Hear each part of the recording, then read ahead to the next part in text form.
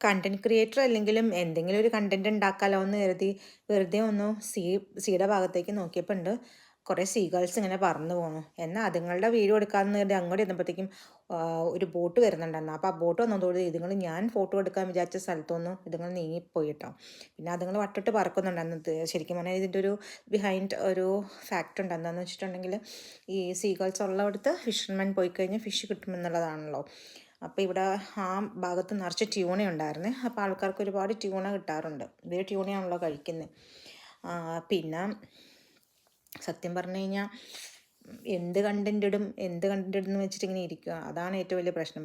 ഇവിടെ ആകെ നീലാകാശം, നീലഭൂമി, നീലവെള്ളവും മാത്രമേ ഉള്ളൂ. പിന്നെ ഒരേ നിറവും ഒരേ പൊക്കവും ഉള്ള കുറേ ഇവിടുത്തെ ആൾക്കാരും പിന്നെ വിരലെണ്ണാവുന്ന കുറച്ച് ഇന്ത്യക്കാരെന്ന് പറയുമ്പോഴത്തേക്കും കേരളത്തിൽ നിന്ന് കുറച്ച് പേര്, തമിഴ്നാട്ടിൽ നിന്ന് കുറച്ച് പേര്, പിന്നെ പണിക്കായിട്ട് ഇവിടെ കൺസ്ട്രക്ഷൻ വർക്കിനൊക്കെ വന്നിരിക്കുന്ന ബംഗാളികളും, അതുപോലെ എനിക്ക് തോന്നുന്നു കുറച്ച് ഇപ്പം നോർത്ത് ഇന്ത്യൻസൊക്കെ ഇവിടെ കാണുന്നുണ്ടെന്ന് തോന്നുന്നു.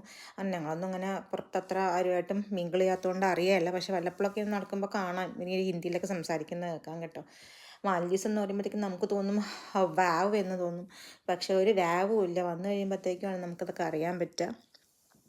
പക്ഷേ വയറ്റിപ്പഴപ്പേ അതൊക്കെ ഓർക്കുമ്പോൾ നമ്മൾ നിന്ന് പോകും. പക്ഷെ ഇവിടെ ഭയങ്കര സേഫാണ് കേട്ടോ. മീൻസ് ഐലൻഡ്സ് ഭയങ്കര സേഫാണ്. നമുക്ക് നാട്ടിലൊക്കെ നോക്കുമ്പോഴത്തേക്കും ഭയങ്കര സേഫാണ് ഇവിടെ.